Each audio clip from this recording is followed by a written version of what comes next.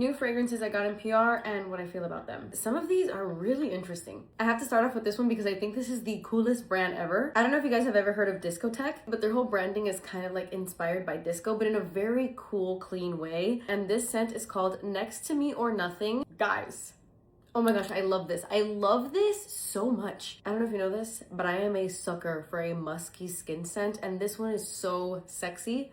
I'm not gonna lie, I mainly smell the base notes when it comes to this fragrance, but I do get a small whiff of that cold milk. It's so interesting, and I really, really love it. The longer it's on the skin, the muskier and the sexier it gets. I truly think this is a 10 out of 10 musk, a 10 out of 10 fragrance, and I'm obsessed. If you can get a sample of this or you can try it out, and honestly, it might be a good blind buy if you typically like musk, like a sexy, skanky musk. So Petal and Pear from Voluspa is really, really good. And I honestly knew I was going to love it because I am a sucker for a pear note. Pear is one of my favorite notes in fragrance. And the pear in this is really delicious, really prominent. I'll put it on and then I'll smell whiffs of it throughout the day. The only thing is that it smells a lot like the Rare Beauty perfume. I immediately thought of that scent when I first smelled this, which I love that scent. So of course I love this. I just think if you already have the Rare Beauty one, I don't know if you necessarily need this one. Flower Glyph from Lise is an interesting one because it's not necessarily a scent that I want to smell like, but I think it's a masterpiece in a fragrance. Oh my gosh, it's like I'm in a field of flowers. I smell so much of the pollen in this. I honestly get mainly honeysuckle and pollen. And it's just so nostalgic and reminiscent. And I really love that Lise fragrances often like tell a story with their perfumes, which I appreciate. And I just love this brand so much. And I'm not necessarily like rushing to wear this, but I think it's a special scent. You know what I mean? This one's also kind of special, but I don't love it. And I don't really ever see myself wearing it, but I can appreciate the scent.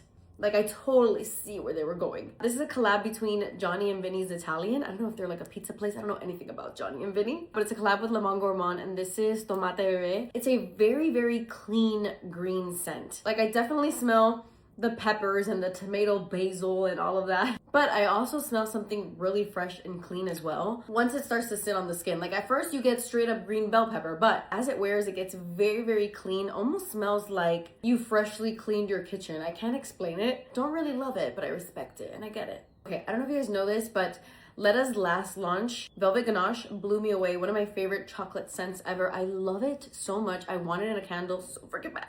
And they just launched Marina Soleil. This is so good, but very, very strong in a good way. Like I only needed 3 spritz of this bad boy the other day when I went to the beach. I was layering this with the Sol de Janeiro Cheirosa 39, and it was such a good balance because that's more of a gourmand and this is super, super fresh and clean. This is a very aquatic marine scent. It smells like the ocean, not even the beach. This smells like the freaking ocean in like a sexy, slightly masculine way. It kind of reminds me of like Hollister and Abercrombie back in the day. Like it smells like a surfer, like one of those Hollister boys smelled like this, like they wore this, you know? Super fresh and clean, very sexy, very, very strong aquatic vibes. Okay, that's it. Those were some recent perfumes I got in PR. Let me know if you've tried any of these and what you think.